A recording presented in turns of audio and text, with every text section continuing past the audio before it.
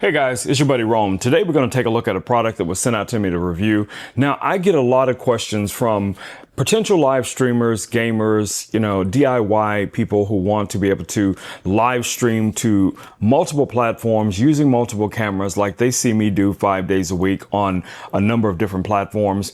This device right here, guys, is from a company called RGBlink. Now, this is going to allow you to connect up to 4 HDMI devices. You'll also have your program out, your preview out, utilizing an HDMI cable as well. You'll be able to import your audio from a microphone, but we'll go through all of those things. We're going to go over and unbox this. I'm going to show you guys exactly what comes in the box and how I would set this up for a simple live stream, and we'll walk through some of the features, and hopefully this will be the product that you can get started with today, live streaming and content creating. Y'all ready? Y'all ready? Let's go. All right, guys, let's take a quick look at what actually comes in the box. So inside of the box, let's go ahead and quickly open this guy up. All right, so in the box, the first thing you're going to find is going to be the controller, video switcher, and some accessories. So first, let's take a look at what comes in the accessory box. All right, so one of the things that you're going to receive in the accessory box is going to be this audio switcher.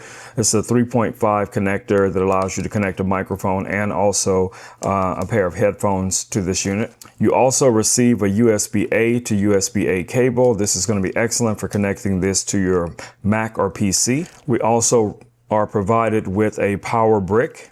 And we also receive a USB-C to USB-C cable that is going to be for powering the device, okay?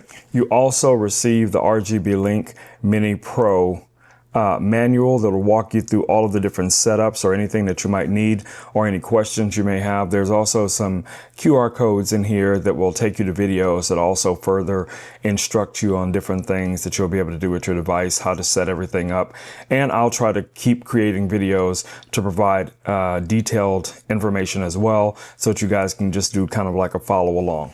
All right, so here is the main event. All right, guys, so looking at the front of the unit, we have 4 buttons in the front. These are going to be your cameras, 1, 2, 3, and 4. You have a T-bar right here on the front as well. You also have a joystick, as you guys can see. Now, that joystick is going to be utilized for controlling your PTZ cameras. You also have a menu button, you have a shortcut button, and you also have a joy rocker here for zooming in for the PTZ camera.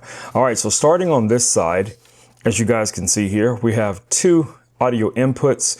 We have our headphone jack, we have our line in, mic in, which is these 2 right here. We have nice venting on the side to help keep this device cool. We also have an Ethernet connection right here. We have our record. That's where you're going to plug in your device that you want to be able to record to. That could be a thumb drive or an SD drive or something like that, or hard drive you can plug in right here. You have your program out. This is where you're going to connect this to your monitor so that you can see all of the different camera angles. You have your webcam right here, but that does not mean webcam. It actually means how you connect this to your Mac or PC so that your device will be able to identify this as a device that you can use for OBS or for Zoom calls or whatever the case is going to be. On the back here, we also have our multi-view. We have our 4 HDMI inputs right here. We have our power plug right here, which is the USB-C, and this also has a little power switch on the side, which is really nice. And then on the far side, you guys can see we have a 1/4-20 here. So if you wanted to mount this, we have venting all the way around. We have nice little rubberized feet underneath this so that it doesn't slide around your desk. Now, like I said, this is plastic, but it feels very well made. It does not feel, that creaky kind of plastic. When you grab something and you can squeeze it and you hear those little creaky sounds. This feels to be built very, very soundly. All right, so the next step is to go ahead and power this guy up and test it out.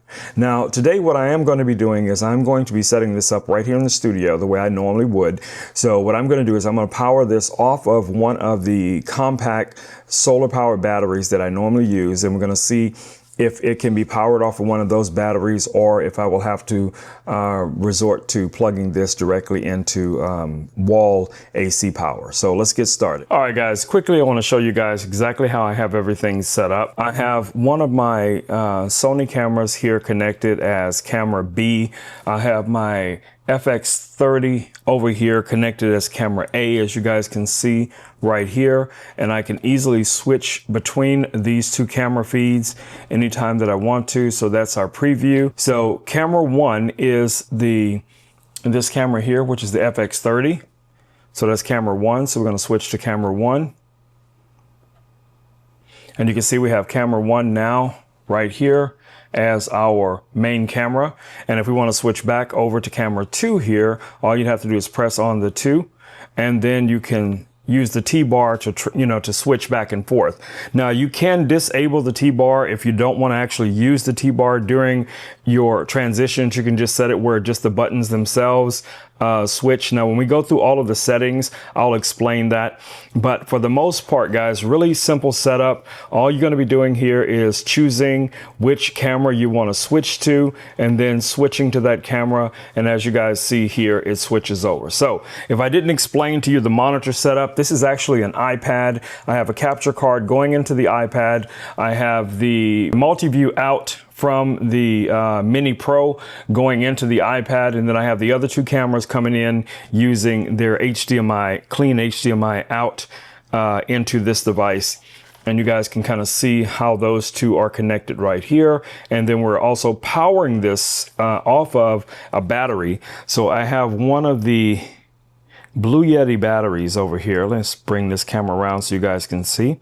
So I'm actually powering this off of this Blue Yeti battery. So yes, you can be mobile with one of these devices out on location or something like that.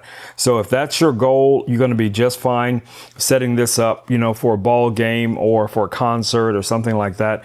And if you have to use another, power source, you're going to be good to go, because this does not have an internal battery. You will have to power it. Now, this device has been on for quite some time, and I'm going to be honest with you guys, I don't feel any heat coming from it, and if the fan is on, I can barely hear it.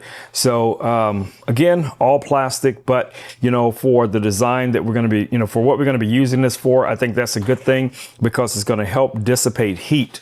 All right, so let's get to the settings on the screen, and I'll kind of walk you through those settings as well. All right, guys, let's get to the settings. So first things first, we've gone over all of the different buttons on here and the T-bar controls on here as well. So let's go into our menu settings here, and I want you guys to see what we have. So you have picture-in-picture, you have your PTZ controls, you have your views. So if we go into picture-in-picture, there's a number of options here. You can turn picture-in-picture on by just clicking here on the screen.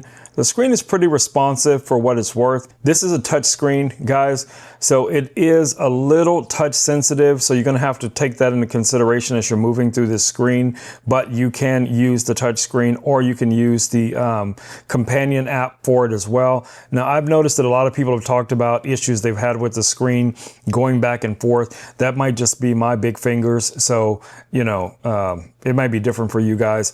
You have your PTZ controls here as well. You can go through those. You have your views.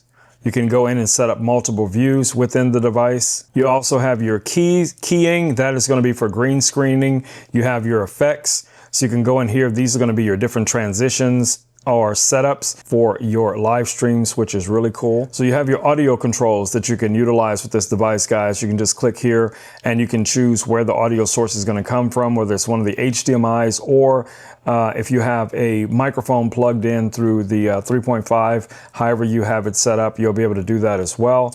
And then you can swipe to the side and you have your video out, you have your record and your modes. So on the video out, let's go back here. You can determine which of the HDMIs are going to provide, your program or preview to whichever monitor you're going to connect these to, which is really nice. So you have your record. So when you're ready to record, you can actually click here and you'll have to click on the record button. This does not have a dedicated record button, so you will have to go into the screen and record. And also you want to give yourself a little bit of time after the recording to make sure that everything has been recorded. You have your configurations here. You can determine how the quality that you want, the highest quality, things like that. So I do recommend reading through this and taking a look, as well as the ability to format the disk. So if you want to format your SD card or your thumb drive or whatever, you'll be able to do that within the device as well. All right, so you have your standard settings where you can go in here and you can choose your language. You can check for device version. You can go to your Teo, which is going to be like your web portal. You have your input information. You have your IP settings, your color settings, time settings. You have your fan speed. You have all of these things. Your T-bar connection, so we can go in here. And before we have the T-bar on, so we can actually turn the T-bar off if we want to, or we can leave it on depending on if you just want to be able to use just the buttons to switch. So you have that. And for any updates or resets, you can do right here from this menu as well. Then when it comes to your logo on screen, you can actually bring in a logo from this device. You can activate it, you can position it. You have your little pad here where you can kind of move things around however you want it on the screen. And you also have the ability to live stream directly from this device.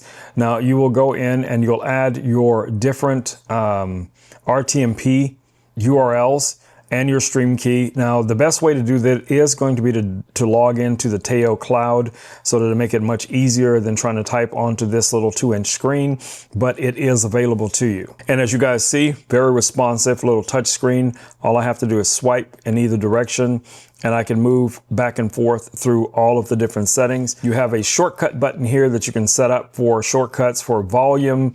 For any of your views that you have already saved, you'll be able to go in here and set up also a quick view, as you guys see, for recording or streaming. So you have all of those options right at your fingertips, which makes this device, you know, very, very useful from my perspective. As a live streamer, I know how hard it can be sometimes to have to juggle a whole bunch of things at one time, and to be able to easily, even when you're live, to be able to switch scenes, to pop in and out to different places. This is going to be a win.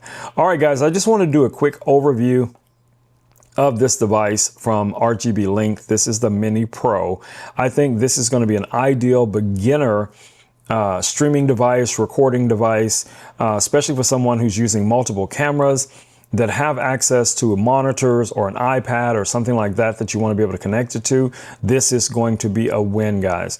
All right, guys, it's been Rome with Rome Knows Tech, and I will catch you all in the next video. Until then, stay safe. Peace. I'm out.